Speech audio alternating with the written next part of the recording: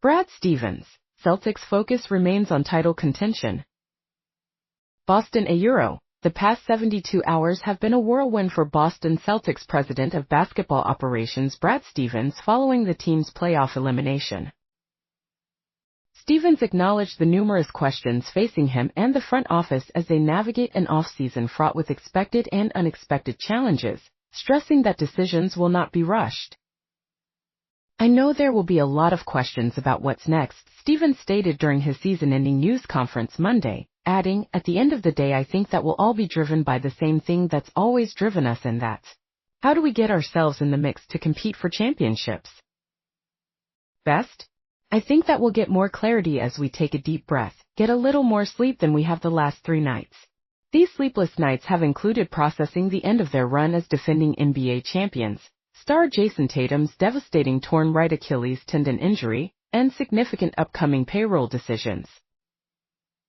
With next season's payroll projected at approximately $225 million, the Celtics face a nearly $280 million tax bill resulting in a potential combined cost of $500 million, a league record under the current collective bargaining agreement. It remains uncertain if the team's new ownership, set to finalize a purchase of at least $6.1 billion, will agree to these substantial penalties. The North Star is to have a championship contender, right? So you have to do what's best to give yourself the best opportunity to do that when you can do that, Stevens said. And so we just have to decide how feasible that is on any given year and make sure we are making the decisions accordingly. Stevens largely deferred on specific details regarding the process, promising more information closer to the NBA draft, though he did admit it's unclear if championship windows are shrinking due to the current CBA.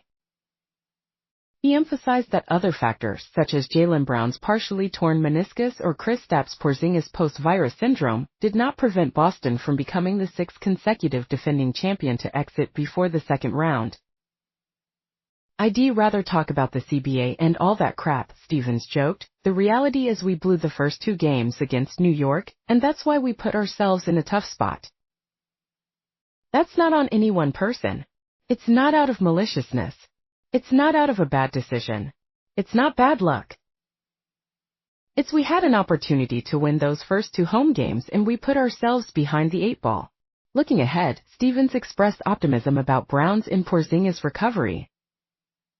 He noted Brown felt better by the end of the New York series and is encouraged by Porzingis' plan to play for Latvia at Eurobasket in August.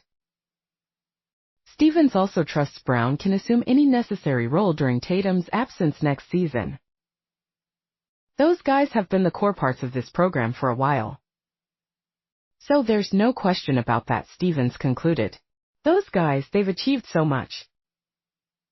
And certainly deserve all the recognition and praise and accolades they get. But yeah, that's a huge part of us being the best version of ourselves."